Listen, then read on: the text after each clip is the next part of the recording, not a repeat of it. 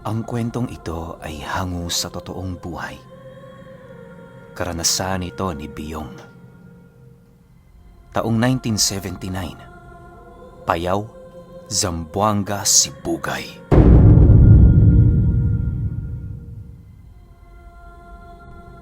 Itong mga panahong ito, merong lugar sa baryo nila Biyong na pinangingilagan ng kanyang pamilya. Hindi niya mawari pero palaging bukang bibig ng mga magulang niya na sa tuwing pupunta sila ng sentro, iwasan nila ang lugar na yon. Minsan, mas pinipili nilang dumaan sa palayan kesa sa mismong daanan na karaniwang dinaraanan ng mga tao. Palaging bukang bibig ng kanyang ama na hanggat maaari, huwag silang lumapit sa isang tahanang nakatirik sa pagitan ng magkakrus na daan. Ilang beses na kasing naramdaman doon ng kanyang ama ang kakaibang presensya na tanging mga espiritista lamang ang nakakadama.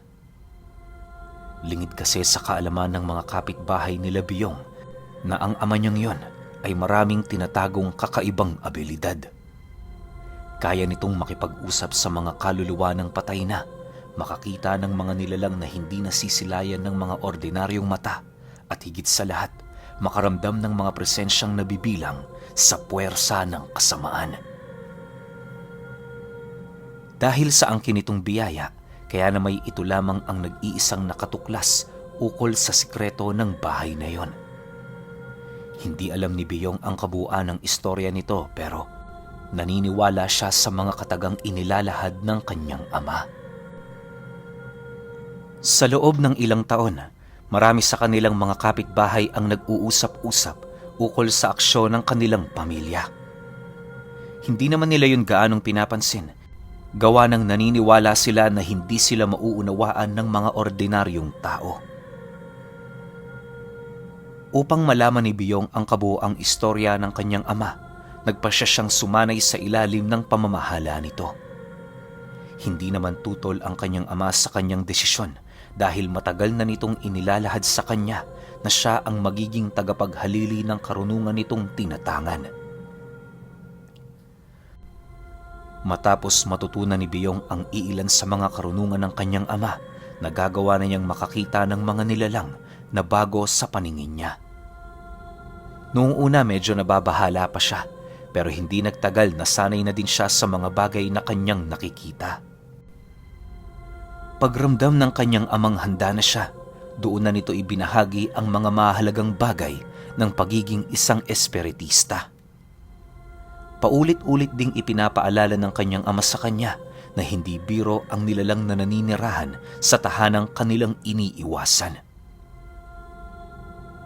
Biyong, batid kong kaya ka nagsanay sa ilalim ng aking puder ay dahil nais mong malaman ang totoo. Ngayon pa lang sinasabihan na kita, hindi ordinaryo ang nilalang na naninirahan sa lugar na yon. Malakas ang kutob ko, anak. Minamanipula nito ang mga taong nakatira roon. Wika ng kanyang ama matapos nitong mapagtanto na medyo malawak na ang karunungang tinatangan niya. Nang marinig naman ni Biyong ang sinabi nito, seryoso naman niya yung tinitigan, sabay sagot dito ng, "Ba't ka nababahala, tay? Hindi lang naman siya ang may kakayahan, di ba? Tsaka, ano bang kinakatakot mo sa bahay na yon? Noong nakaraan, napansin ko doon, puro mga ordinaryong tao lang naman yung mga naninirahan eh." Matapos siyang marinig ng kanyang ama, hindi na ito nagdalawang isip na ilahad sa kanya ang mga bagay-bagay. Ayon dito, noong mga panahong binata pa siya, minsan na din silang nanirahan ng kanyang mga magulang sa bahay na yon. Walang nakakaalam ukol doon sa kadahilanang hindi pa naman gaanong karamihan ang mga tao sa kanilang lugar noong kabataan niya. Noong unang 5 buwan ng kanilang paninirahan sa lugar, naging maayos naman ang lahat. Halos hindi nila inakala na sa pagtungtong ng ika-6 na buwan nila doong paninirahan, dahan-dahan ang magbabago ang ihip ng hangin. Dahil sa isa ring espiritista ang kanyang ama, kung kaya't ibinuhos nito ang kanyang oras sa pakikipag-usap sa mga kaluluwa. Marami na din yung mga nakilalang engkanto na siya namang nagbigay ginhawa sa mga buhay nila. Subalit, nang sumapit noon ang buwan ng Nobyembre, merong naganap na pangyayari. Habang nasa kasagsagan ng ritual ang kanyang ama, hindi nito napansin ang pagpasok ng kaluluwa ng aswang sa katawan niya. Kaya yun nalaman ng ama ni Biyong, sa kadahilan ng kasalukuyan na din siyang nag-aaral ng mga lihim na karunungan noong mga panahong yun. Sa isang iglap, nabalot ng takot ang kanilang tahanan na siyang naging sanhi sa pagkawala ng kanyang mga magulang. Maniwala kayo o hindi, sa 7 niyang kapatid, tanging siya lamang ang nagkaroon ng pagkakataon para makatakas ng ligtas. Ang kabuuan ng kanyang pamilya naglaho na parang bula dahil sa ritual na isinasagawa ng kanyang ama. Matapos ang insidente, gulat na gulat noon ang ama ni Biyong nang mapansin niyang hindi man lang giniba ng mga taong nakatira malapit sa dati nilang tahanan ang kanilang pamamahay. Ilang ulit niya ding sinubukang pumasok roon pero bago pa man niya ito magawa, kusa siyang napapatakbo papalayo dahil sa sama ng orang nakapaligid sa buong lugar. Dagdag pa nito na magmula noong nangyari ang insidente, kailan may hindi na niya pinangarap pang masilayan ang kanyang mga magulang. Napag-alaman niya din sa albularyong naroon sa kanilang lugar na hindi biro ang estado ng dati nilang tahanan sa kadahilan ng kontrolado ito ng mga nilalang na nasa panig ng kaliwa. Ang albularyo na din mismo ang nagkumpirma sa kanya na ang lahat ng taong naninirahan doon ay merong dugo ng aswang. Matapos itong marinig ni Biyong, tanging paglunok na lamang ng laway ang kanyang nagawa dahil sa mga bagay na kanyang nalaman. Bagaman imposible, naniniwala siyang may katotohanan sa likod ng mga katagang binitawan ng kanyang ama. Lingid sa kaalaman ng kanilang padre de pamilya, meron na palang namumuong plano sa utak niya. Lumipas lamang ang ilang araw, pasimple nang tumutungo si Biyong sa lugar na yon para magmanman. Noong una, wala naman siyang nararamdamang kakaiba, pero habang lumalapit siya ng lumalapit sa lugar, may napapansin na siyang kakaiba. Hindi niya mawari pero pakiramdam niya may kung anong puwersa ang umuudyok sa kanyang pumasok doon. Isang hapon, pagdating niya sa kanilang bahay, nadatnan niya ang kanyang ama na abala sa pagtatrabaho sa kanilang kusina. Nang mapagtanto niyang hindi nito mapapansin ang kanyang gagawin, pasimple naman siyang nagpaalam sa kanyang ina na tutungo siya sa baryo. Inilahad niya din dito na wala itong dapat na ipag-alala dahil lahat ng mga paalala nila ay maigi niyang sinusunod. Dahil sa may tiwala naman ng kanyang ina sa kanya, kung kaya't ni katiting na pagdududa wala yung ipinakita sa kanya. Basta Biyong ha, umuwi ka bago mag-alas 6. Sa palayan ka din dumaan para hindi ka mapagalitan ng iyong ama. Alam mo naman siguro kung paano magalit ang ama mo. Sige na, umalis ka na habang may araw pa. Wika ng kanyang ina matapos niyang makapagpaalam.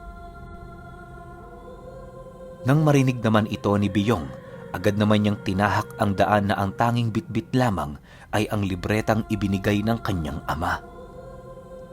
Pagdating niya malapit sa lugar na malapit sa pakrus na daan, agad namang bumungad sa kanya ang tahanang ilang taon na nilang iniiwasan. Habang pinagmamasdan niya ito, nasisipat niya ang mga taong nanananahan roon na abala sa pagtatrabaho. Halos hindi maisip ni Biyong noon kung papaano naging mga aswang ang pamilyang yon. Makalipas lamang ang ilang minutong pagmamasid, bigla naman siyang natigilan sa kanyang kinaroroonan nang masipat niyang pinagmamasdan din siya ng isang matandang nakaupo sa tumba-tumba. Nanlilisik ang mga mata nitong nakatitig sa kanya na parabang ayaw nitong sipatin ni Biyong ang kanilang tahanan. Dahil sa pangyayaring yon, hindi na siya nagdalawang isip pang maglakad patungo sa palayan. Hanggat maaari, iniwasan niya ding muling masilayan ang lugar na yon sa takot na baka mahalata siya ng matanda. Maya-maya pa, nang hindi na niya gaanong makita ang kinaroroonan ng mga nilalang, doon pa lamang siya unti-unting nakahinga ng maluwag. Hindi niya mawari pero malakas ang kutob niya na hindi talaga isang haka-haka o kwento lamang ang mga bagay na inilahad ng kanyang ama. Sa pagsapit ng gabi, walang kaide-ideya ang kanyang mga magulang sa mga nangyari. Pagpatak ng oras ng kanilang pamamahinga, isa-isa na sila noong pumasok sa silid nila. Panatag naman noon ang isipan ni Biyong na matulog, gawa ng nasisiguro niya na wala naman siyang ginawang kakaiba. Subalit, sa paglalim ng gabi, habang nagpapahinga sila, bigla siyang napabalikwas sa kanyang hinihigaan nang makarinig siya ng sunod-sunod na pag-alulong ng mga aso. Yung mga alaga nilang manok, rinig na rinig din niyang nagsisipulasan na parabang may nanghuhuli sa mga ito. Sa pagpapatuloy ng kanyang pagramdam, agad naman siyang napatayo sa kanyang hinihigaan nang marinig niya ang boses ng kanyang ama na tinatawag siya. Pagpasok nito sa pinto ng kanyang silid, galit na galit naman yung lumapit sa kanya habang nagtatanong ng, Anong ginawa mo, Biyong? Sabihin mo, anong ginawa mo? Matapos nitong makapag-wika, wala na siyang nagawa kundi ang umamin. Bagaman mahirap para sa kanya na magtapat sa kasalanang kanyang ginawa, alam niya sa kanyang sarili na hindi na siya makakatanggi dahil sa mga nangyari. Nang mapag-alaman naman ng kanyang ama ang tungkol sa kanyang kapangasan, minabuti nitong wag na muna siyang parusahan. Bagkus ay ituon na muna ang kanilang atensyon sa mga nangyayari. Pagdating nila sa sala ng kanilang bahay, agad namang kinuha ng kanyang ama ang libretang pinahiram nito sa kanya at kasabay nito ang taimtim nitong pagdarasal sa harap ng altar. Paulit-ulit din itong nagpalipad hangin sa bubong ng kanilang bahay upang magsilbing babala sa mga nilalang na nagtatangka sa kanilang mga buhay. Makalipas lamang ang ilang minuto, ramdam na nilang dalawa ang dahan-dahang pagbigat ng presensya sa buong paligid. Yung kanyang ama, halos nahihirapan ng huminga, na parabang pinahihirapan siya ng mga nilalang sa pamamagitan ng pakikipaglaban sa espiritual na aspeto. Dahil sa mga pangyayaring yon, nagpasya itong si Biyong na maghanap ng siwang sa kanilang dingding para sipati ng mga nilalang. Ginawa niya ito upang magkaroon siya ng ideya sa kanilang mga kalaban kahit papaano. Maya-maya pa, pag-ikot ng kanyang paningin sa paligid, tumambad sa kanya ang dalawang nilalang na hubot-hubad at nanlilisik ang mga mata. Nakatuwad din ang mga ito habang nakatayo sa harapan ng bahay nila na parabang yon ang kanilang pamamaraan ng pagtayo ng normal. Sa pagpapatuloy ng kanyang pagmamasid, unti-unti niyang naramdaman na parabang lumulutang ang kanyang katawan sa kanyang kinaroroonan. Nagsimula na din siya noong makarinig ng mga kakaibang bagay sa paligid na siyang naging sanhi upang sumakit ang kanyang sintido at tiyan. Habang nakatitig itong si Biyong sa siwang ng kanilang bahay, dahan-dahan naman siyang napapaluhod dahil sa sakit na kanyang nararamdaman.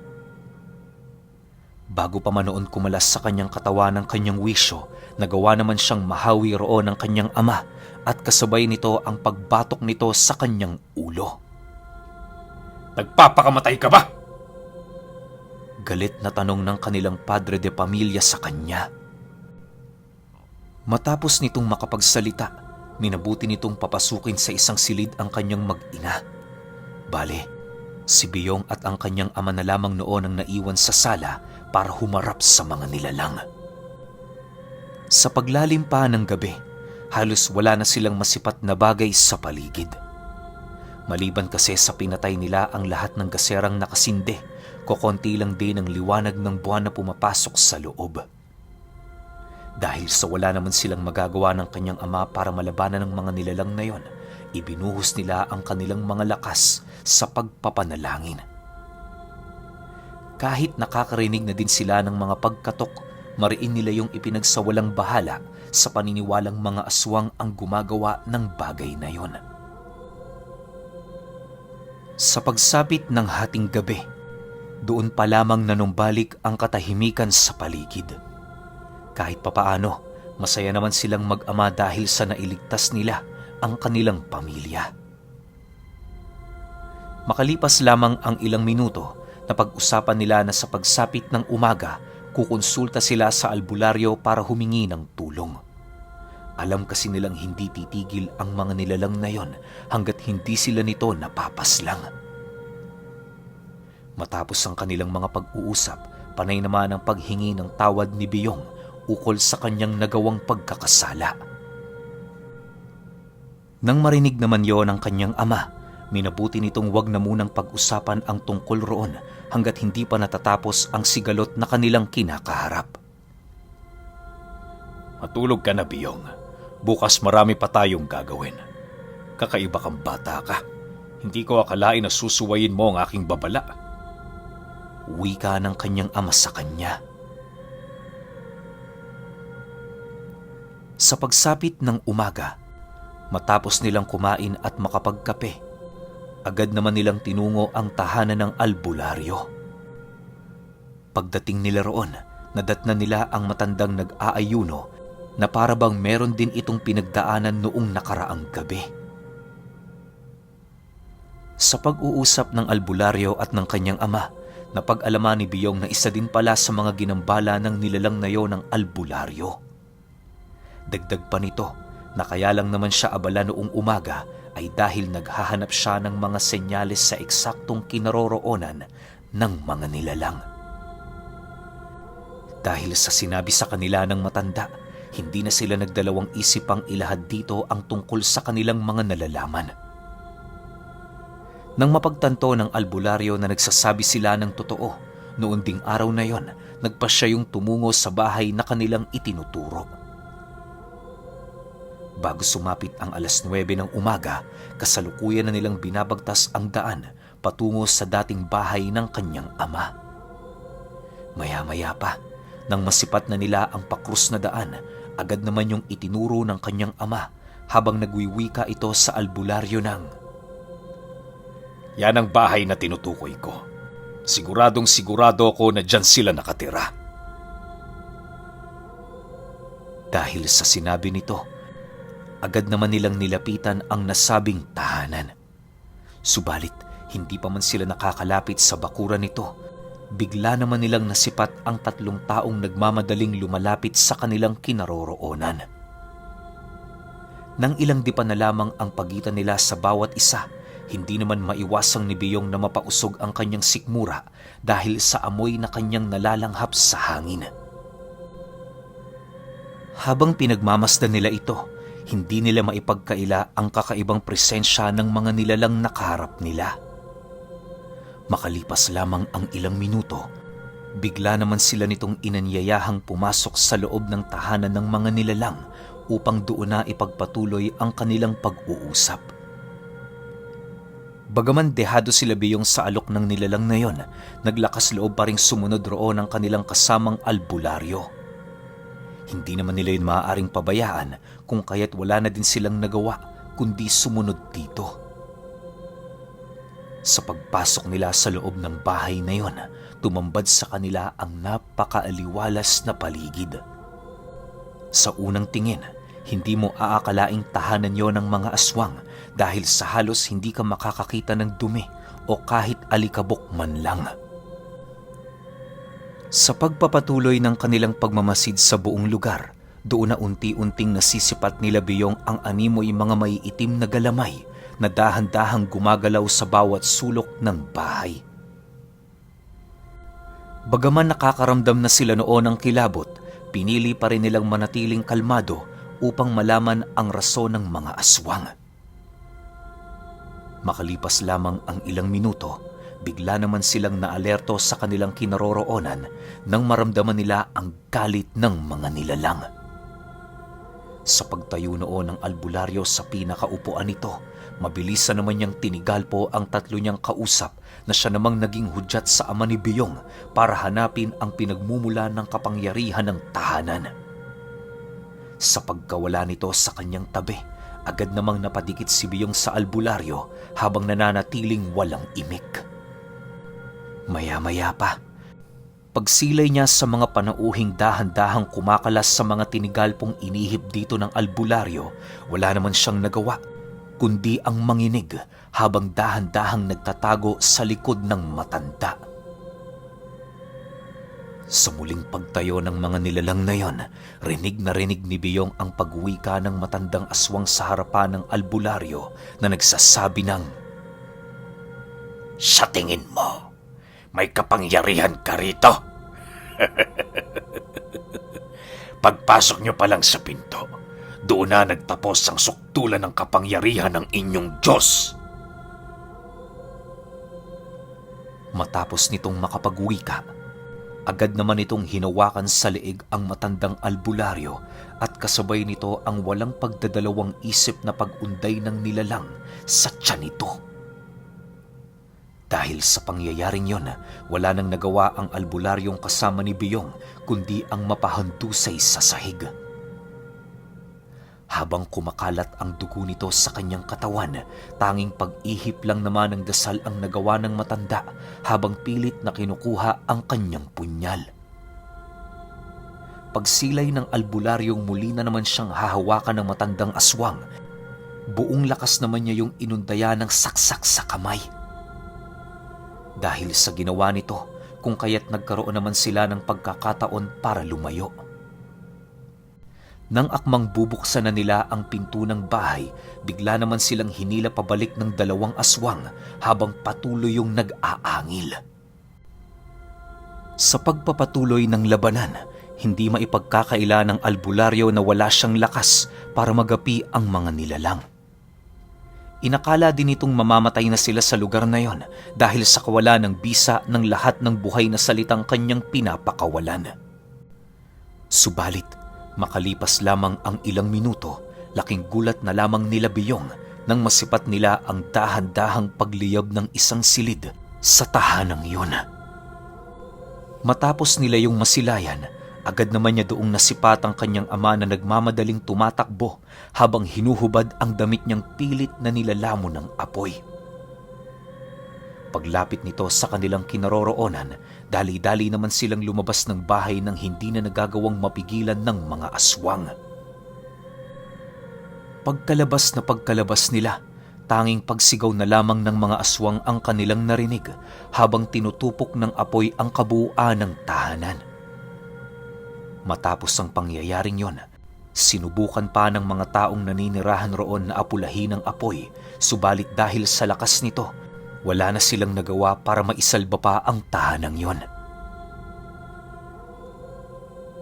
Sa pagsapit ng hapon, habang nagpapahinga sila sa gilid ng natutupok na bahay, nakapagtataka namang ni isa sa mga taong naninirahan sa lugar ay walang nakakaalam kung sino ang nakatira sa bahay na yon. Dahil sa kanilang mga nalaman, nagpasya silang ipagsawalang bahala na lamang ang lahat ng kanilang mga nadiskubre.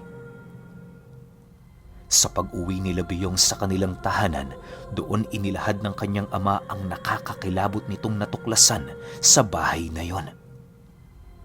Ayon dito, matapos niyang mapasok ang silid na pinagmula ng apoy, nakita niya ang mga bangkay ng kanyang mga magulang at kapatid na hindi pa naaagnas. Bagaman inaasahan na niya ito, hindi niya lubos maisip na meron pa palang buhay ang mga bangkay na yon. Kahit masakit para sa ama ni Biyong na sunugin ang bangkay ng kanyang pamilya, alam niya sa kanyang sarili na yun lamang ang paraan para mapalaya ang kaluluwa ng mga ito sa loob ng tahanan ng mga aswang. Dagdag pa niya na nasisiguro din niyang nasa maayos na kalagayan ang kanyang mga magulang at kapatid dahil sa kanyang ginawa. Matapos naman yung mailahad ng kanyang ama, dahan-dahan naman yung lumapit sa kanya habang nagwiwika ng, Salamat, Biyong. Dahil sa iyo nagkaroon ako ng lakas para bawiin sila. Akala ko habang buhay na akong ganito, pero hindi pala. Sa paglipas pa ng taon, nagpatuloy ang kanilang maginhawang buhay. Hindi na din sila noon dumaraan sa palayan sa kadahilan ng wala ng panganib sa daang nagdudugtong sa tahanang yun. Sa paglipas ng panahon, napaghusayan na ni Biyong ang pagiging espiritista. Ngunit kahit mahusay na siya sa larangang yon at marami ng tinalong kung ano-anong nilalang, nananatili pa ring sariwa sa kanyang alaala yung palaging bilin ng ina niya sa kanya na lumihis ng daan.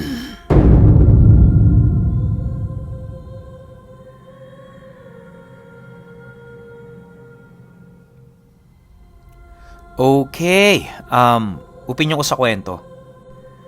Ang ganda lang nung eksena na pinag-aralan ni Biyong yung mga nangyayari sa pamilya niya tapos biglang pumasok sa isip niya na gusto niya rin maging katulad ng ama niya pero hindi niya talaga 100% na gusto. Gusto niya lang yon kasi meron siyang nadiskubre. Maganda naman sa naging takbo ng kwento natin, yung kagustuhan na yon ni Biyong nagkaroon ng magandang kaluwagan para sa tatay niya kasi nga napalaya ng tatay niya yung mga namatay niyang kapatid tsaka magulang dun sa loob ng bahay na yun Pero pinagtataka ko lang, paano kaya sila napalayas ng mga aswang, di ba? Tsaka sa buong lugar nila, walang nakakaalam na merong nakatira sa bahay na yun. Napakatindi ng sabulag ng mga aswang na yun kung anumang lahi itong mga to. Di ba? Pero kayo, kung may opinyon kayo sa kwentong ito, i-comment nyo lang sa baba. Yun lang. Hanggang sa susunod na kwento. Salamat.